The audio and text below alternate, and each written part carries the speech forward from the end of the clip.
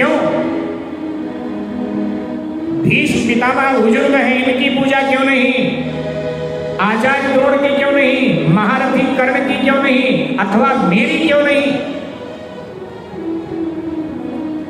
एक ग्वाले की पूजा जो कायर है, जरासंध का मोर्चा छोड़कर भागा। एक नचकैया ग्वाले की पूजा जो गोपियों के बीच में ठुमके लगाता था, नाचता था, गालियों पर गालियां देने लगा। भगवान मुस्कुरा रहे हैं। भीष्म आदि शांत कर रहे हैं, लेकिन शांत नहीं हो रहा है। भगवान को ही बार बार ललकारता है, बतला दो तुम्ही गोप सुत को किसने ब्रिजराज बनाया है, किसने ब्रिजराज बनाया, लाओ उसको मेरे सन्मुख जिसने ब्रिजराज बनाया है, जिसने ब्रिजराज बनाया है। मैं तो इसकी भूपालों में गिनती करता हूँ, कभी नहीं गिनती करता हूँ, गिनती करता हूँ कभी। गलियों में फिरने वाले की गिनती करता हूँ, कभी नहीं गिनती करता हूँ, विनती करता हूँ कभी नहीं।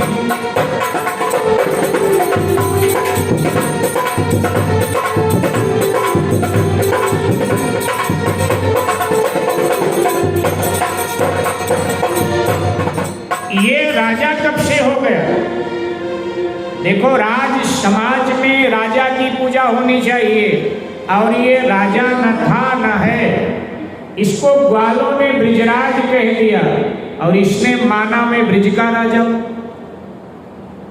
और वहां से आके द्वारिका में बस गया, तो इसके लोगों ने इसको द्वारिकाधीश कह दिया। इसने मान लिया मैं द्वारिका का राजा हूं, लेकिन ये ना ब्रिज का राजा था, ना ये द्वारिका का राजा है, ये तो चाकर है उग्रसेन महाराज का। राजा तो उग्रसेन महाराज हैं, ये तो चाकर है। भीष्म ने कहा बकवास बंद करो। शिशुपाल, कानन में कौन केसरी को कानन का राज दिलाता है? वो स्वयं बाहुबल से अपने पशुपति कहलाया जाता है।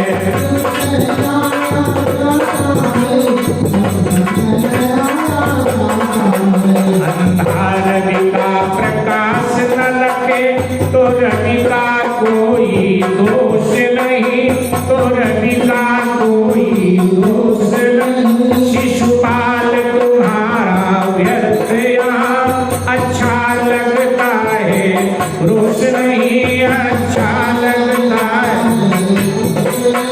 अच्छा लगता है, रोष नहीं। आगे बोला कर, उतारता क्यों है? आगे बोला।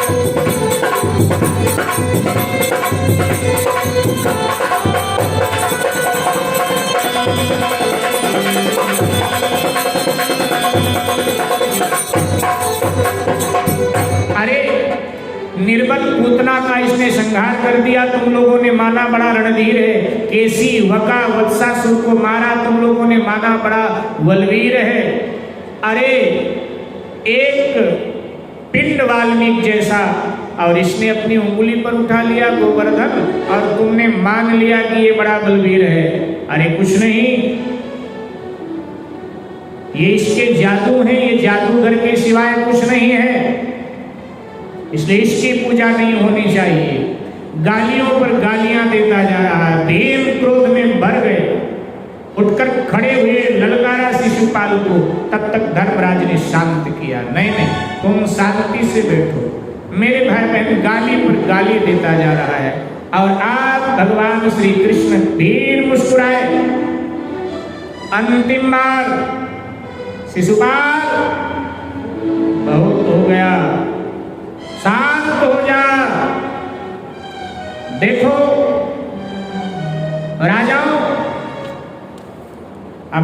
दोष मत दीजिएगा। धर्मराज मुझे दोष मत दीजिएगा, बहुत हो गया। 99 गालियां पूरी हो गई थी, इसकी 99 गालियां मैंने सहन कर लिया।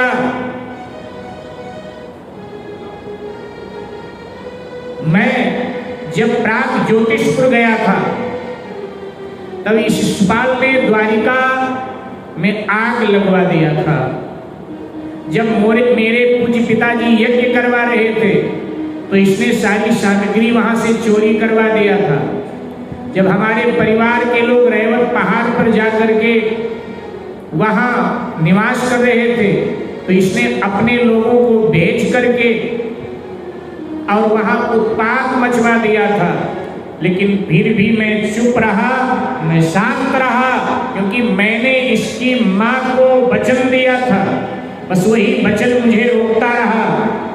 लेकिन अब बहुत हो गया, 99 गालियां मैं सुन चुका हूं, इससे आगे मैं सुनने वाला नहीं हूं। लेकिन शिशुपाल फिर नहीं माना। जैसे फिर भगवान श्री कृष्ण को गालियां दिया, बस उसी समय मेरे भक्त भिड़ने को चेदीप चला, युगल भृत्ति करे वक्र। भिड़ने को चेदीप चला, युगल भृत्ति कर वक्र। हरि ने कर में ले लिया तुरंत सुदर्शन चक्र।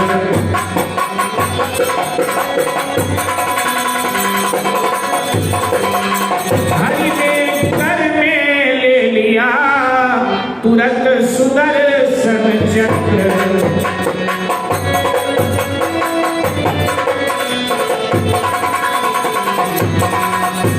लोक भयभीत हुए सारे, संपूर्ण दिशाएं दहल उठी। संपूर्ण दिशाएं दहल उठी, संपूर्ण दिशाएं दहल उठी। तब तल पर महाप्रलय की सी घटघोर घटाएं फैल उठी। घटघोर घटाएं घटघोर अति भीषण सुदर्शन चक्र चला, चेदिप के बप में अमा गया।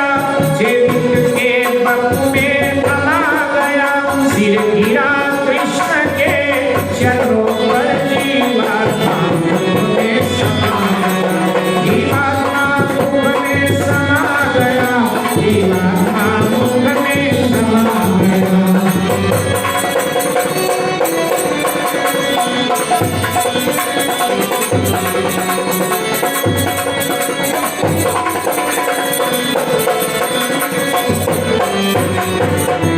जैसे सौवीं गाली शिशुपाल ने भगवान को निकाली और आंखें तान कर भगवान की ओर बढ़ा हाथापाई करने के लिए, उसी समय भगवान श्री कृष्ण का सुदर्शन चक्र छूट गया और शिशुपाल का सर धड़ से जुदा हो गया। मेरे भाई बहन, सिर आकर भगवान कृष्ण के चरणों में गिरा और जीवात्मा परमात्मा श्री कृष्ण के मुख में समा। लोगों ने जय जयकार किए, बोलिए द्वारिकाधीश भगवान।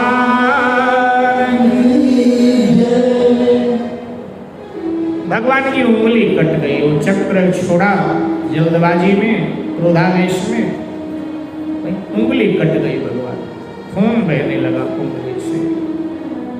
सभी वहां मौजूद थे, सबने देखा खून बह रहा है, लेकिन औषधि उपचार के लिए किसी ने कुछ नहीं किया।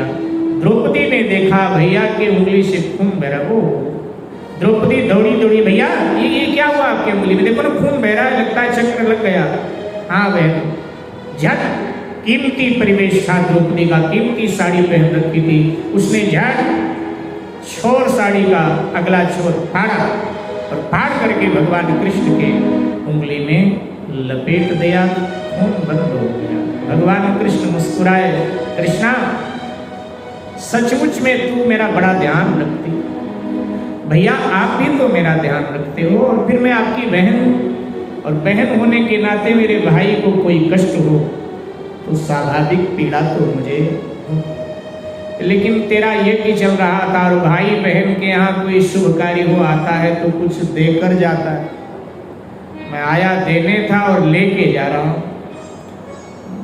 देने आया था कि कुछ दूंगा, लेकिन अब ध्यान आया कि मैं देने के लिए लाया बहुत कुछ, लेकिन तेरे लिए कुछ नहीं लाया। बहन के लिए भी तो मुझे लाना चाहिए ना कुछ, तेरे लिए कुछ लाया नहीं। ठीक है कृष्णा, शायद इसमें 999 धागे हैं जो तूने मेरी उंगली में ये साड़ी का अगला भाग फाड़ करके पट्टी के रूप में बांधा। 999 धागे। बहन है मेरी, बहन को बहन से कुछ लिया जाए तो कई गुना करके वापस करना चाहिए। जो भाई लोग बैठे हैं सुन ले, बहन से कुछ लिया जाए ना तो कई गुना करके वापस करना चाहिए। उतना ही नहीं जितना दिया था उतना। अरे कई गुना ना कर पाओ तो अगर मान लिया जाए कि 50,000 लिया है तो 51,000 करके बहन को वापस कर दो कि बहन है मेरी, मेरे काम आई थी तो बहन है तो इतना तो। अरे नहीं 51,000 नहीं कर सकते हो तो 150 ही बढ़ा दो कि मेरी बहन है। भगवान ने कहा कि बहन को कई गुना करके वापस करना चाहिए।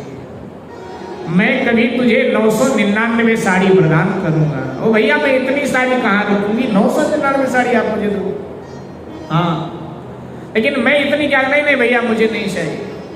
तो कहा कि नहीं तुझे चाहिए, तू नियति नहीं देख रही है लेकिन मुझे नियति का खेल दिखाई दे रहा है। ये कहते कहते भगवान की आंखें भर आई। वो दृश्य जो भविष्य में होना है भगवान के आंखों में उतर आया। वो दृश्य जो भविष्य में घटेगा। भैया क्या हुआ आपको, क्या हुआ, आंसू कैसे आ गए? बोले नहीं ऐसा कुछ नहीं, बताना पड़ेगा ये बात क्या है। आपने कहा नियति मुझे दिखाई दे रही, बात क्या है? भगवान कृष्ण बात टाल गए। बोले कुछ नहीं, जब कुंवारी थी तब से मेरा प्रेम तेरे साथ है। हाँ तो इसीलिए वो अतीत का प्रेम याद आया। मैं कभी जाता था ना जब तेरे पिता महाराज द्रुपद के पास, तो अक्सर जिद करके तो ही भोजन का थाल मुझे सरकाती थी कि भैया आए हैं तो भोजन मैं ही कराऊंगी। तो वो याद आ गया, वो बातें याद आई और कोई बात नहीं। भगवान ने कहा कोई 999 साड़ियों की जरूरत पड़ेगी तुझे तो वो मैं तुझे प्रदान करूँ। मेरे बाद ये भाव भरा दृश्य सबने देखा सुना और अब लोग विदा होने लगे, राजे महाराजे। इधर मेरे भाई बहन भगवान श्री कृष्ण भी विदाई लेते हैं और द्वारिका चले जाते हैं। सब लगभग विदा होकर जा चुके। अब दुर्योधन आदि परिवार के हैं, सो परिवार वाले तो सबसे बाद में जाते हैं ना। तो अब आज दुर्योधन आदि को भी जाना था। तो दुर्योधन ने युधिष्ठिर से कहा कि भैया ये मैं दानों ने जो भवन निर्मित करके आपको दिया है तो थोड़ा सा हम देखना चाहते हैं। अच्छा भीम ले जाओ इनको संपूर्ण राजमहल का दर्शन करो। मेरे भाई बहन भीम लेकर के दुर्योधन को, आगे आगे दुर्योधन है, पीछे शकुनी है, इन सबको लेकर के और महल का दर्शन करा। क्या दिव्यता है महल की, देख रहे हैं सब बड़े भावों से। मेरे भाई बहन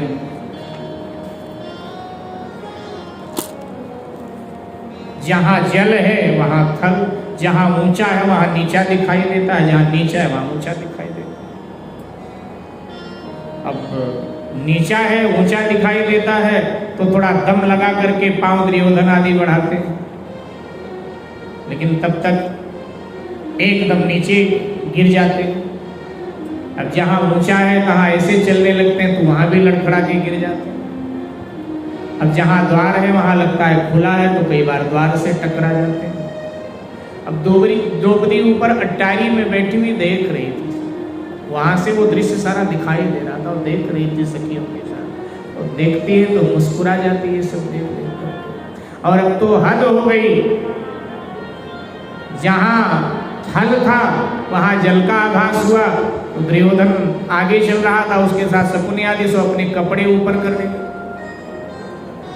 लेकिन अब जब जल आया तो वहां थल का आभास, तो जल आया तो ऐसे चलने लगे, एकदम लड़खड़ा करके गिरे तो एकदम सारे कपड़े गीले हो गए। और जब सारे कपड़े गीले हो गए तो द्रौपदी फिर खिलखिला के हंसी, और इस बार थोड़ा हंसी, अभी मन ही मन हंस रही थी लेकिन अब थाम नहीं पाई हंसी, तो थोड़ा आवाज आ गई, एकदम जोर से हंसी। तो सखियों ने कहा, अरे क्या हुआ पांचाली, इतनी जोर से क्यों हंस रही हो, ये कौन है जो गिर गया? तो अनायास द्रौपदी के मुख से निकल गया, अंधे के अंधे ही होते हैं, और ये आवाज कान में पड़ गई। देखा, क्रोध में उबल गया और उसने कहा, द्रौपदी, नाम लेकर अशिष्टता। देखो यहां विनोद जो है युद्ध का कारण बन गया, विनोद युद्ध का कारण। इसी के लिए कल कवि गंग को हम याद कर रहे थे, और कवि गंग की पंक्तियां है ना, पूरो पेट पंपाल पूरो पर घर में वासा, पूरो पेट पंपाल पूरो पर घर में पूरो नारी से ने पूरो रक्त सहा, पूरो नारी से ने पूरो रक्त सहा, पूरो नारी से ने मूर्ख से हंसी बुरी, यहां विनोद झगड़े का कारण बन गया। द्रौपदी, तू ये मेरा अपमान किया है और इस अपमान का मैं बदला लूंगा। झंझट होने लगा, आवाज गई, धर्मराज आदि उठ करके दौड़े, क्या हुआ क्या हुआ? दुर्योधन कहता है, अगर मैं दुर्योधन हूं तो एक दिन तुझे मैं नग्न करके अपने जंघे पर न बिठाया तो मेरा नाम दुर्योधन नहीं। जैसे इतना कहा तो भीम ने दुर्योधन को पकड़कर धक्का दिया और कहा, तेरे जंघे को मैंने तोड़ नहीं दिया तो मेरा नाम भीम भी नहीं। कैसे बोल रहा है तू? धर्मराज आदि आ गए, बीच बचाव किया, भीष्म आदि ने आकर के डांट फटकार लगाई, शांत किया दुर्योधन को। एक नारी के लिए ऐसी बातें बोलनी चाहिए? अगर उसने विनोद में ऐसा बोल भी दिया, तुम्हें ऐसा बोलना चाहिए? शांत किया, शांत तो हो गया, बाहर से तो आग बुझी बुझी लग रही है, लेकिन भीतर ये आग ऐसी जली कि ये बुझने का नाम ले ही नहीं रही है साहब। भीतर भीतर आग जल रही है। दुर्योधन अपने लोगों को संग लेकर हस्तिनापुर आ गया।